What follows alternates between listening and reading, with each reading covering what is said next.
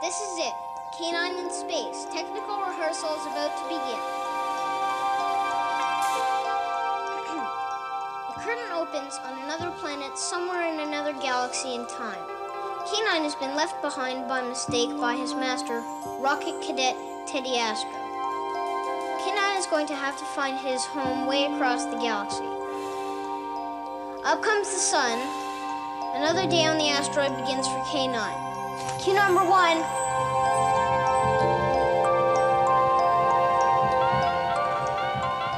Fantastic, Larry. Thanks, Annie. Cue number 2, rocket engines in the distance.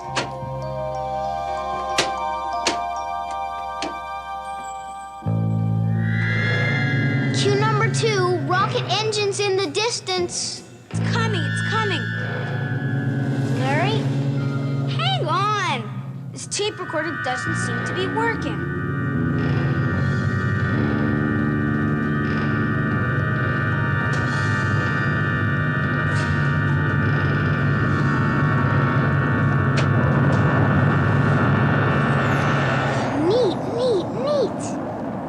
Cue number 3, rocket landing, let him rip, Larry.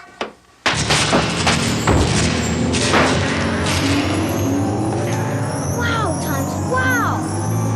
That was great, Annie. How'd you do it? I didn't. Whatever it wasn't a special effect.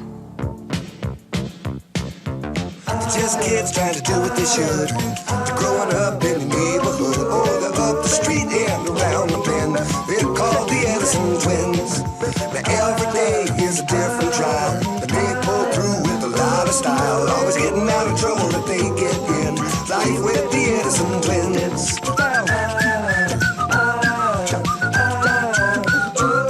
And if you use your head, you'll always win. You know the Edison Twins. Oh no, 2 days are quite the same. Life is just a learning game. And if you use your head, you'll always win. Just like the Edison Twins. It looks like a short circuit, but the wires have been messed with. You mean like sabotage? What's that? It's when somebody's trying to stop what you're doing. Could have been an accident. Who want to stop the play? Sabotage? Sabotage. I think it's definitely sabotage. Mr. Casey. Oh, hi, Mr. Casey. How are you? I heard a noise. Just thought I'd check it out. How are things going? Just great.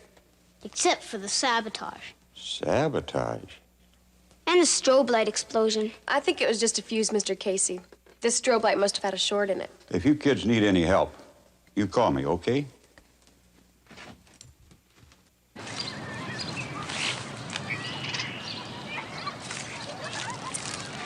How come you wouldn't tell Mr. Casey about the sabotage? Because we don't know who's doing it. He could help us find out. Yeah, except he used to do the lighting for all the shows. Now the kids do them. That's crazy, Annie. So is cutting wires. Mr. Casey wouldn't do that. He gets the tennis balls down from the roof of the school every Friday and never tells how they got there. If it isn't Mr. Casey, who cut the wires? Paul! Paul! I think I'm ready for this, Shepherd. I brought you the costumes from the dueling scenes we did last year, Paul. But there isn't a dueling scene, Miss Shepherd. And besides, this isn't an old play, it's a new one. You're still set on doing a science fiction story, are you? It's called K9 in Space. A space voyage. That's very original, Lawrence. Are you sure you wouldn't rather do something else, like Romeo and Juliet? Or Anne of Green Gables? Yeah, we're sure. I see. Well, I'll leave these costumes on the stage in case you change your mind.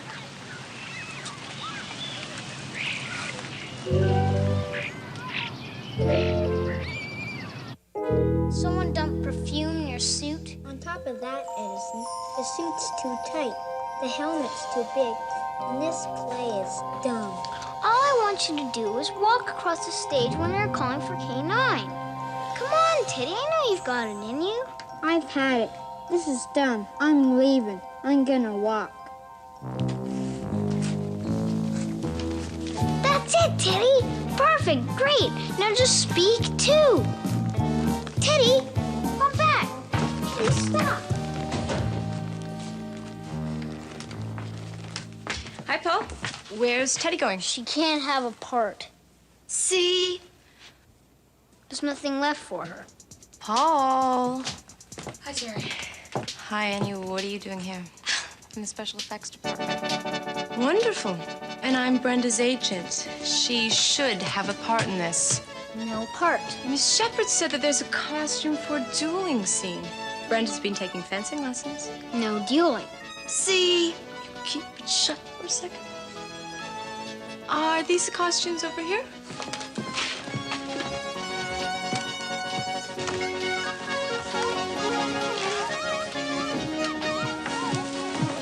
I found this in the basement. I thought you might be able to use it. Thanks, Mr. Casey, but I don't think we can use that one. Fencing, how lovely. Don't tell me you've seen the light and changed your mind, Paul. No. So, what do you say? Doesn't she look great? You look great, honey. Look at that. I seriously suggest you consider changing your mind, Paul. I'm walking.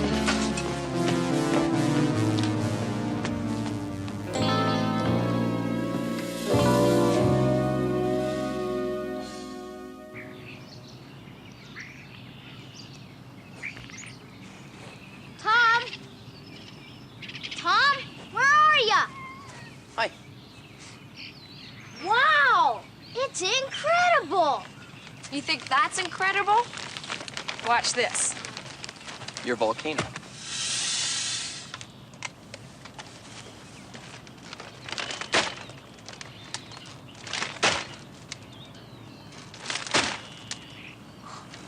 Not bad, huh?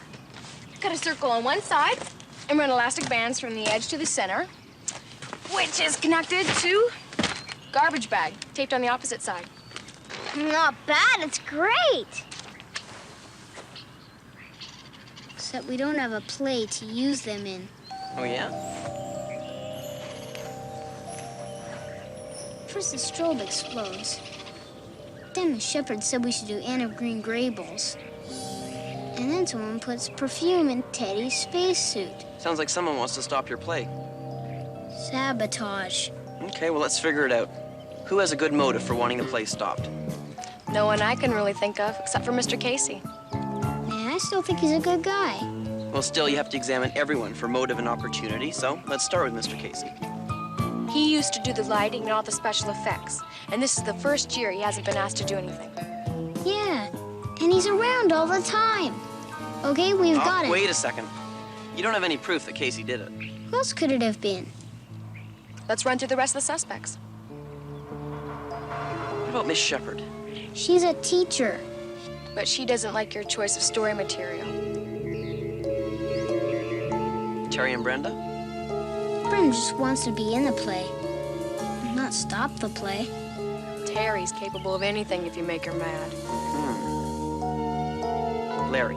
Larry's my best friend. Well, maybe he's not telling you something. That's ridiculous. Mr. Casey? Nah, I still think he's a good guy. That's not what you said a minute ago. Yeah, but you made it sound like he did it. Well, who am I leaving out? Teddy? Teddy's the star. He may complain a lot, but he wouldn't ruin his own show. Well, somebody's doing it. I guess you'll just have to keep your eyes open. Whoever it is will slip up sooner or later. I don't know what I'm doing here. Don't worry. It'll be okay. You'll be great. Now, Q27 there.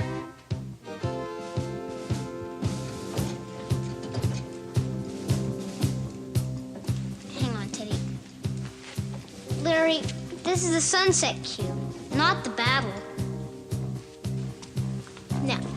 walk across the stage to your first mark. And the line is, K9, I've come back. K9, and Right, then... right, I got it.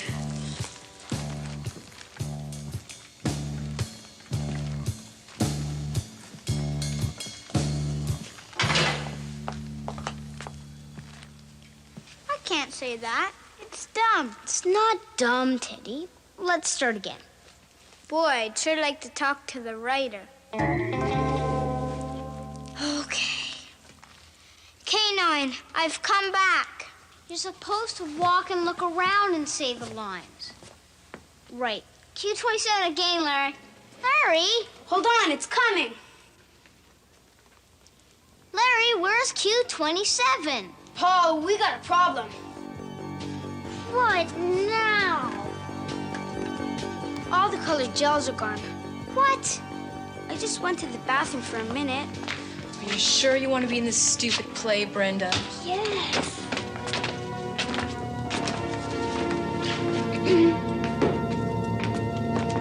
I wish you kids would put your garbage where it belongs. And these gels, they're expensive, you know. Well, I gotta go. Teddy, you're the star. We can't go on without you. You're sure you want to be in this? Yes. Mr. Casey, do you think we can get some more gels? All right. But will you try and look after them this time? Okay, everyone. Let's get back to work. Could you just wait over there, please? We can rehearse without the lights for now. Such a shame you hadn't taken fencing lessons last year, Brenda. I certainly could have used you. One more time. Take it from the scene where you see K9 being attacked by the rock.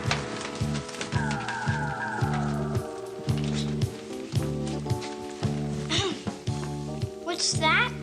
It looks like... K9, my dog. No. You're supposed to say the lines all the time you're walking. Teddy, what's going on? Teddy, come back out here. Paul, would you like me to go after him? No, thanks. Do you think the subject matter of the play might be the trouble? Something a little more classical might avoid these problems. I think a play that used dueling would be a definite improvement. Teddy! Paul, I told you I can't walk and talk at the same time. Paul! I don't believe this. Paul, come here. What next? We're ruined. Why'd you do it, Lara? What did you say? I said, why'd you do it? I thought you were my friend. I didn't. Come on, Lara, I know you wanted to direct the play. Paul, I don't think you should be saying stuff like that. Oh, yes. Applying the deductive method, I realized that only you could have done it. You had the motive and the opportunity. Paul, he didn't do it. Of course he did. Larry was with me making moon rocks when the volcano boxes were crushed. They were fine when we passed them on the way to the lighting booth. Yeah, besides, I like lighting. That's all I ever wanted to do. Sorry, Larry. Okay, let's get back to work, everyone.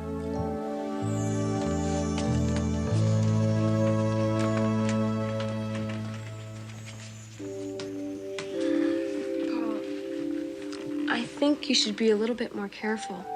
You can't just accuse people of doing stuff like that without any evidence. If I don't get this play together, I'm gonna have to leave the country for a couple of years, you know that? Maybe the play is cursed. Oh, come on, Paul. You gotta think positive. We should have done Anne of Green Gables. Nothing's going right. Well, it's always dark before the dawn. What's that mean? It means things will get better. Maybe all those backstage problems were just coincidences. You think so? It's possible. I think Laura will ever forgive me. I know he will. You were just upset. You know what they say, the show must go on? I like that. The show must go on. The show must go on. Right.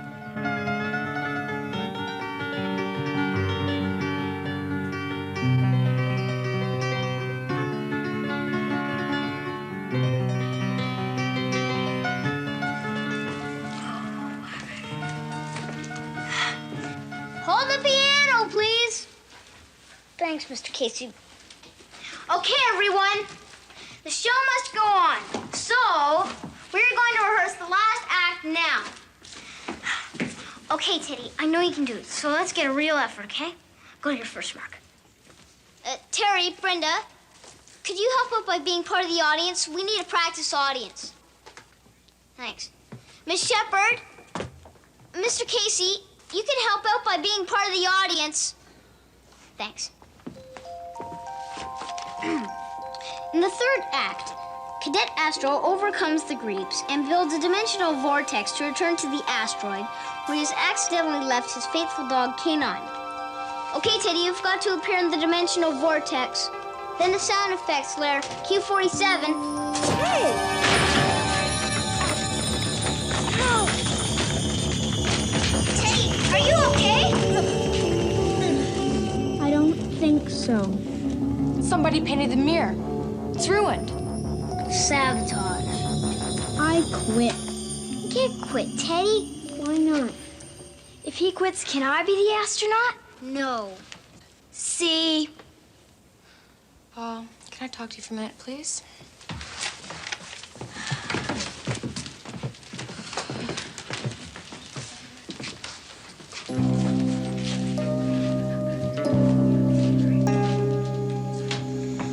Okay, everyone.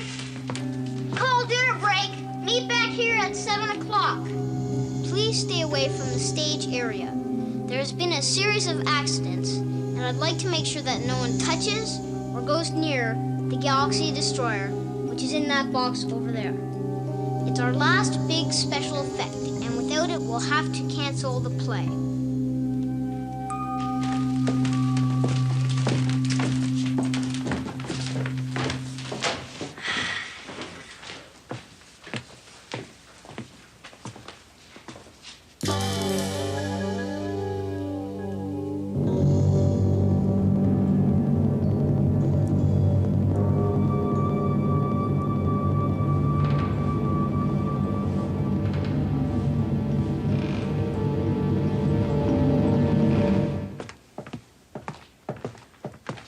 Brenda, you sit here. Teddy, how about there? Terry, how about there? So what's all this about? It's sort of a play that Paul and I have been working on. It's a mystery. You sit there. Mr. Casey, would you sit there, please? I thought this was a science fiction story. It was. But for some unknown reason, somebody has been desperately trying to make sure that this play does not go on. All the special effects have been tampered with. Could have been a series of coincidences, but we suspect that it was one of you.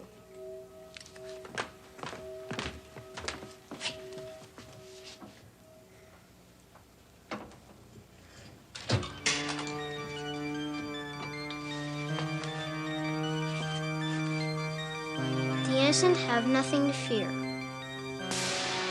Someone has been fooling around with the Galaxy Destroyer. The Destroyer was the last thing to be touched. What you didn't know is that we had treated it with a very special agent. Whoever the criminal is, he or she will have traces on themselves. And this will prove beyond a shadow of a doubt which one of you is guilty.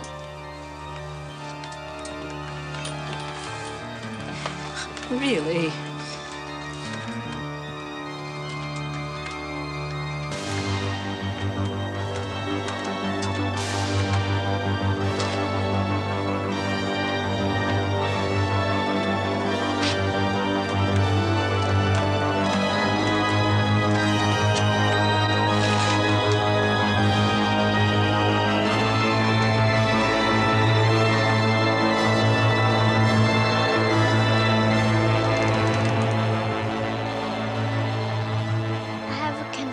To make. It was me. I did it. I cut the wires on the strobe and did all those other things too. I even opened up the destroyer box, but there was nothing in it. That's because it was a trap. How come, Teddy? I did it so I wouldn't have to be in the play.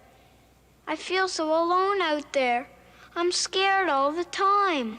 You're not alone, Teddy. We're a team. We can do it if we work together. I'll help. I think I can get the paint off the mirror box. I'll help too.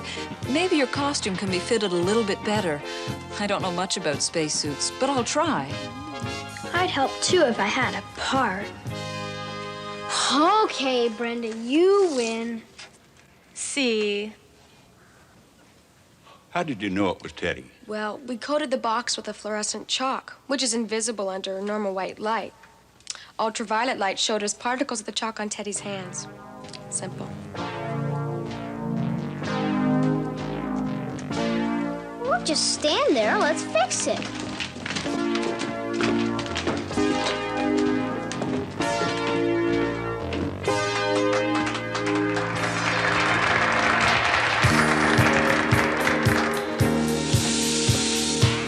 What's that? It looks like Canine, my dog.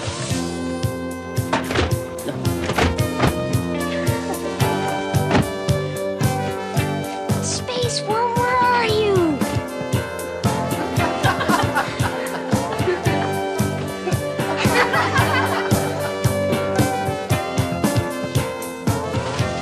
Oh no, a space worm covered with poisonous slime.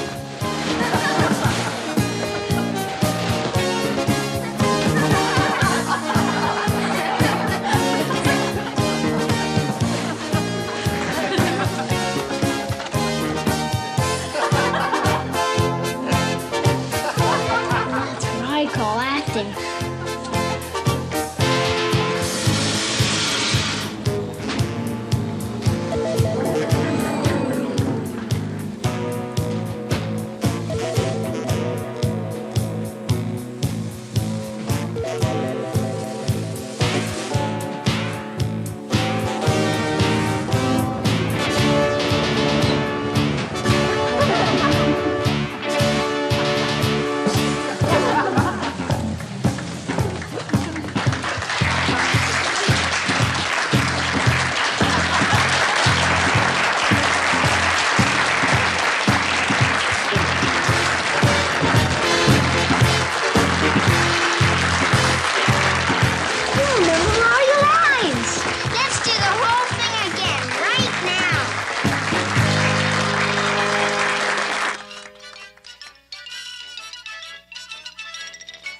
The dimensional time warp machine is just a symmetrical wooden frame with a full-sized mirror in it.